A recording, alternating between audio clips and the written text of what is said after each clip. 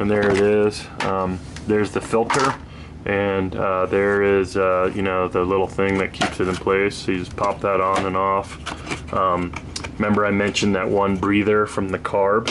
So there it is right there. There's really not much unique in here other than there's that one breather, and that's basically a filter from like a, it sounds crazy, but a Husqvarna chainsaw, that gasoline filter, and that just lets air in and out but no dust, so it won't like harm the carb.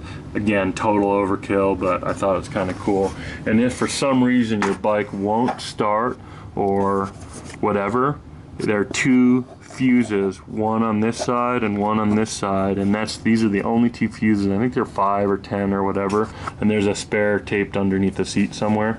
So that's the one and only thing that, like, you know, you ever need, really, I think, just if you're like, and I've never ever had a fuse pop, but oddly when I bought the bike, that fuse was popped the one and only time. You know, that's kind of the only, like, I don't know, sort of safety thing or whatever. And if it won't start, you can always kick start it. But if it won't run, like, it just, no matter what you do, it won't run, or it won't start, it won't idle. Like the starter will turn over but won't idle. You can just switch these fuses, like take one from here and put it there, and then it'll run if you kick it. So you know, but I've never ever had those go bad. So there's that. And then to get the seat off, I'm just grabbing a Allen key here. So this is a 5mm Allen key. So this whole bike is powered by little 8mm screws. So you can see them there, you know, all over the bike. These are all little 8mm, and how you can tell a genuine KTM bolt. And you know, this is kind of the meticulous small things. I literally purchase genuine KTM bolts if I'm doing them, is that they have a Torx key in the middle of them. And the one and only annoying thing, in my opinion, about a KTM is that the bolt to remove the seat is right here above the tire. So if you're having like a particularly muddy day or something, like this whole thing is covered and coated in mud. Like you can see some kind of dirt residue up there, and that means that you have to like scrape that off to get to the 8mm Allen key to be able to remove that, to remove the seat, you know. And I think that's just retarded. So what I did is the only thing I could do is I just switched that to a 5mm Allen key, and now you can remove the seat. You can see it sticking out of there, and I'm going to put it in this way to break it, and then loosen it. So the purpose behind that is that if you need a tool to get under your seat, which let's just say you had a technical problem, you need to pull the gas tank, you got water in it, whatever it is, you almost always have to pull the seat to do that.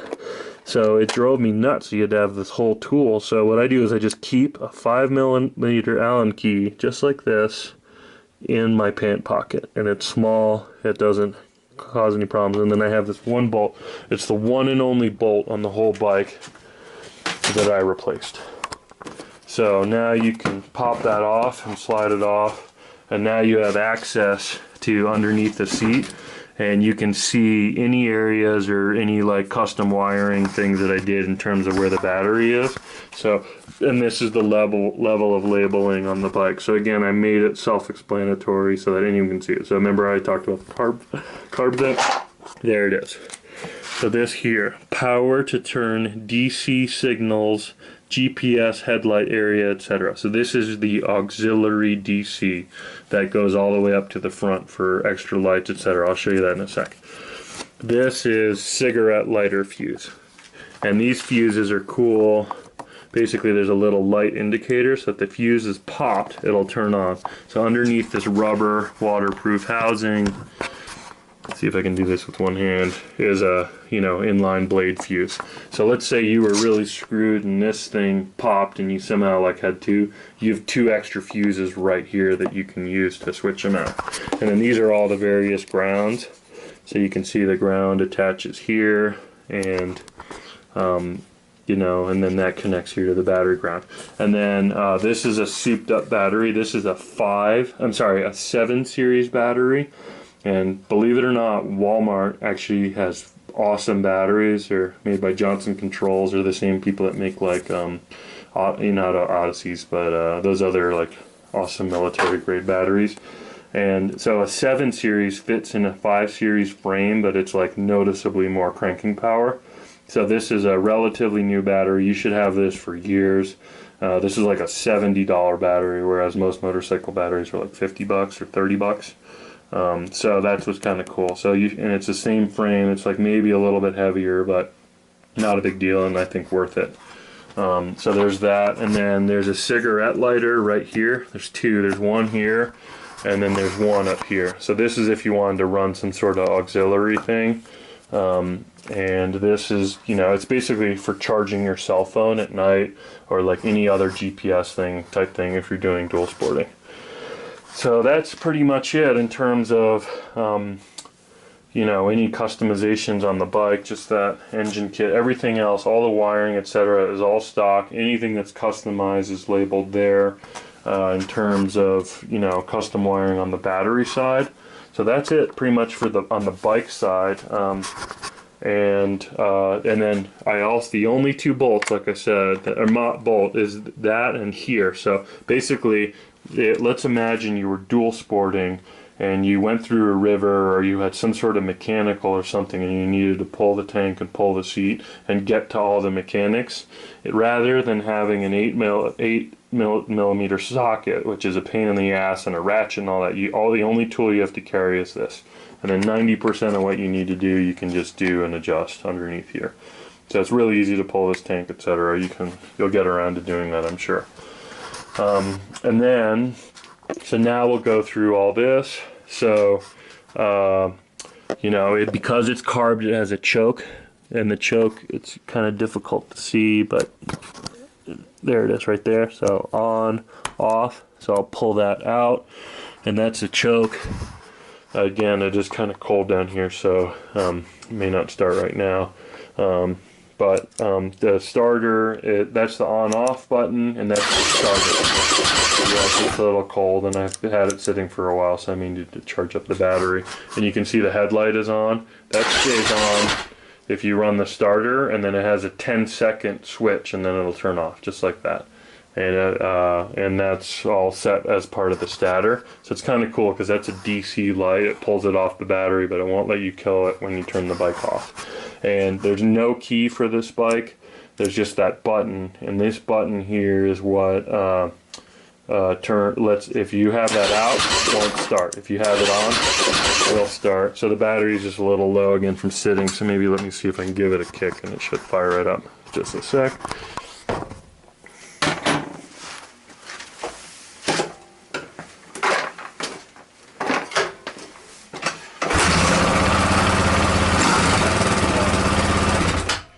Now that it's started, it should actually pop right away. So that's pretty cool, because that's a start for the first time. I literally haven't started this bike in like 2 or 3 months. So just so you know, other than that video that I made. So see if it'll start. Oh, still just a little too cold. Oh yeah. Well, actually no, the choke was still on. Let's see if it'll start without it. I'm still just a little cold. Let's do that again one more time. Let me let it run a couple times.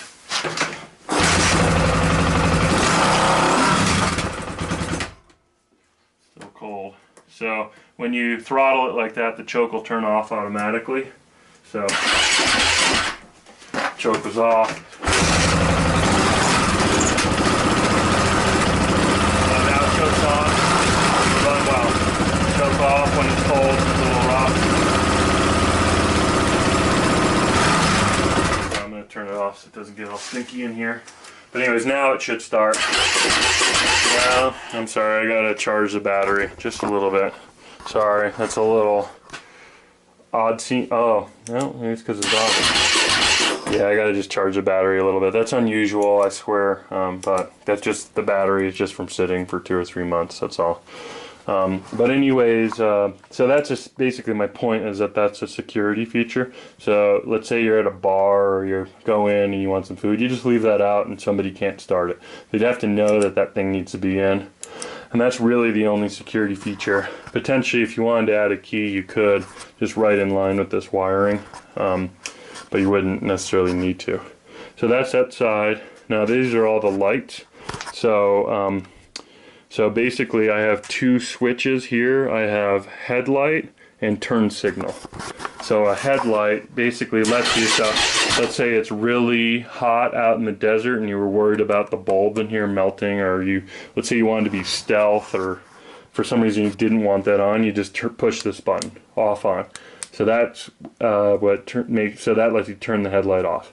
Now this is a button, and this is specifically for off-road, and that's because like you'll see people off-roading all the time and their turn signal has been on for like 45 minutes, and turn signals, just due to the nature of these kits, basically like can stay on. I don't know if you can see that, so there it is, and even when the bike's not running, so it's really annoying basically. Turn signals, or you'll be off-roading and you'll hit your horn by accident or whatever. So basically this is a button that lets you turn that off. So that's what's kind of cool, and that's a neat feature that's I personally did and hand wired into it. And this is the Highway Dirt Bike's top clamp, so that's how that's set up. So basically, these are the turn signals: the left, right, high and low switch only. There's no off, because the off switch is basically here. So that's what's kind of cool. And then there's the horn, and the horn itself is just right down there. And then the hand guards are Highway Dirt Bikes. I modified them here so that they could fit into the Gatos Brothers pinchies. So basically, no matter, you'd have to wreck really freaking hard to be able to adjust this up and down. And then the last thing, and this comes from mountain biking, and it's brilliant. So if you look at all these mountain bike levers here, they all have short poles and no balls on the end. But motorcycles, for some reason, have a ball on the end of the lever, and that's totally retarded. So basically I trimmed that, and these brakes and clutch are so powerful you can run 2 fingers no problem, 3 fingers, whatever. And that way you have the ball, because if you have the ball, it'll hit your last finger when you pull that in all the way. So you would have to run it with all 4 fingers, is the style with motorcycles. It's totally retarded. So every bike that I get, and a lot of my friends, just cut that ball off and then polish that smooth. So that's what I did as well. So you'll notice that both of these are that way, both the front brake as well as the clutch here. So that's that. And then the mirror. So with the mirror, lights, turn signals, so I'm going to just show you all the turn signals here, front and rear working. There's the right side, and there's the right turn signal there. So that's all the turn signals. You heard the horn. There's a brake light, there's a running light and a brake light. So here's the running light when again, turns on when it's running. So that's, let's see if I can get this to click on and stay. So there it is, and then it's got a brake switch. I don't know if that clicked off or not, but basically, because of the timer, let me do it one last time, and then you can see the brake lights. So you see, so I'd have to get it running and then it'll stay on, but basically that works too. There's a switch on the brake. So you have a brake light on the rear, and then you have headlight high and low here. So basically everything you need for street legal is here on this bike. So there's that, and then the very last part is just the wiring and suspension. So there's custom wiring here. As you can see, I kind of moved this headlight slightly forward and I added these here, and that's because this has a real H4 bulb in it, and there's not a lot of room if you're running a real bulb in this headlight thing. So I lifted it and moved it forward, and it also just like kind of looks cooler. It also has this little kind of suspension guard thing here that makes this front fender just bulletproof, so you could run a fender pack or something. This is off an older style KTM, and I modify it to put it on here. So and then there's all the wiring, everything same thing here, as it's all labeled. So kill switch, right rear turn signal, left rear turn signal, etc., etc. So everything here where it comes out is all in, and it's nice and grouped in. This is a GPS wire. This is the one and only loose wire, and this literally just plugs into your GPS. So that's what that is. There's the Gatos Brothers steering dampener mount, so that's awesome. 6 days models come with these awesome billet KTM triple clamps that are super high end, and they're adjustable, so you can switch them between 18 and 20 offset. This the 6 days model. I think I put this in the other video, but it comes with this removable top cap, and these are preload adjusters. So let's say for some reason you had a huge load or something and you wanted more suspension, you turn this with a wrench and then on both sides, and that'll increase the spring rate. So basically like make it more compressed, and just by turning that wrench, and you can get 4 full turns out of it, and most people ride about a turn and a half or so. And then this is your rebound. So if you're doing like lots of crazy whoops and things like that, if the bike starts like turning a little bit as you're doing crazy whoops, you can adjust your rebound there. Same with front and rear. And that you'd want to ride with someone who really knows their dirt bikes or something, and they could help you, you know, get it going. So that's what's so cool. It's a dirt bike that can literally do everything. It's street legal, it's fast, it's slow, it's technical, it's pretty light. It's, you know, just maybe 10-20 pounds heavier than a factory dirt bike, even with all this stuff bolted on. It's just a sweet all-around bike. So there's that, and then very last thing is related to I'll do the skid plate and the suspension. So the suspension this is the preload adjuster in the rear, so you loosen that bolt and adjust it. So that's how you set your height and sag there. Like I said, you'll want to read an article on the internet before you do that. You basically get on it with all your gear and measure how much the bike like settles, and then that's how you set it. And you want to set this bike low. So this bike has huge ground clearance, and it's even KTM kind of acknowledges by design that's just a little too high. So you want to err on it. This bike, I'm just telling you that it'll save you years of poor handling and headache if you set it low and invest a little bit in setting your sag. So you do that there, and then your sag in the front should be set perfect. And you know, these forks are awesome, totally rebuilt. No stiction is the term for, you know, reduction or whatever. And then all you do is you loosen these bolts here in the triple clamps, 2 there and 3 down low, and that's how you adjust the height here. And just like I said, you want to adjust it so the bike is right at its sweet spot here. You kind of want to have this like as loose as possible. So if you turn it counterclockwise, it's super loose. And you know, so that's all the way loose now, so you can turn it as much as you want. So basically 0 resistance. You can read all about setting. That's the main setting. You can also have a high speed setting here. You can read all about it on the Scott's website, but it's not that important. But you know, helpful. And then you know, but basically you want to have it so it's not too wiggly, but when you're going around tight turns that the bike doesn't want to go straight. So you need to kind of set it and put a little bit of energy, and the way you adjust the height and the wiggliness of the front forks basically is right here.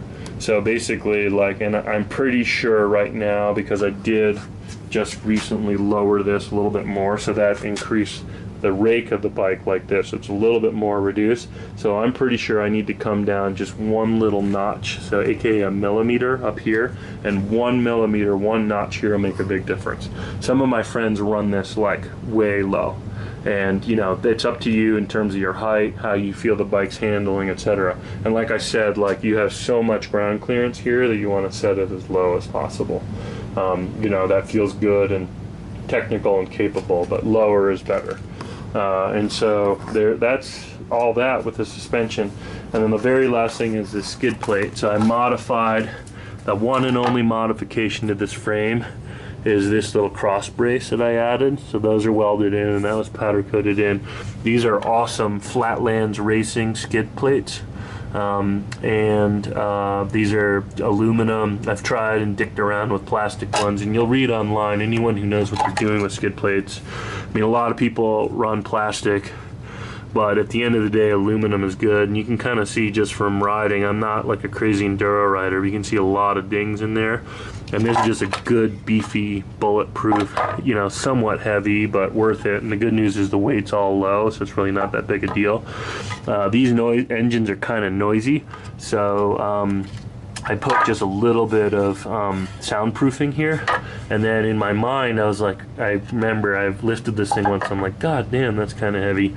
And I was kind of pissed, and I was like, why did I put that in there? And I started peeling it away. And then I was like, you know what, let me go weigh it. And I happen to have an extra piece of soundproofing right here. This thing doesn't weigh anything at all.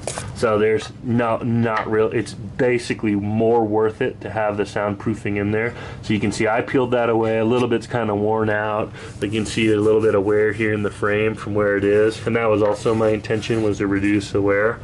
And so I'm going to give you this piece of soundproofing. So if you want to, update or replace it, I actually recommend having that in there, and then that keeps the noise down and just makes it a little bit more.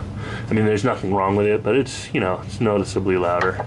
And then the one and only modification I did there is that when you put the skid plate on, you can't see the sight tube anymore. So that's kind of annoying. So I made a little notch there. So this bolts right on here, and then stays in place. Oil's fresh, everything's ready to go. I put a little label here, just engine oil on the left, just to remind you which one is which. And oil capacity, just like we talked about on the phone, is 900 milliliters in the right and 600 millimeters on the left. And when you have this thing level, like you can kind of, I don't know if you can see that in there. So basically, when you put 600 milliliters in, the sight tube is actually maxed out. So a lot of people like 600 milliliters includes changing the oil filter, so that's the oil filter housing, so everything. And once you max that out, it will be off the charts. It may even kind of freak you out or whatever, and don't worry about it. 600 is literally the spec.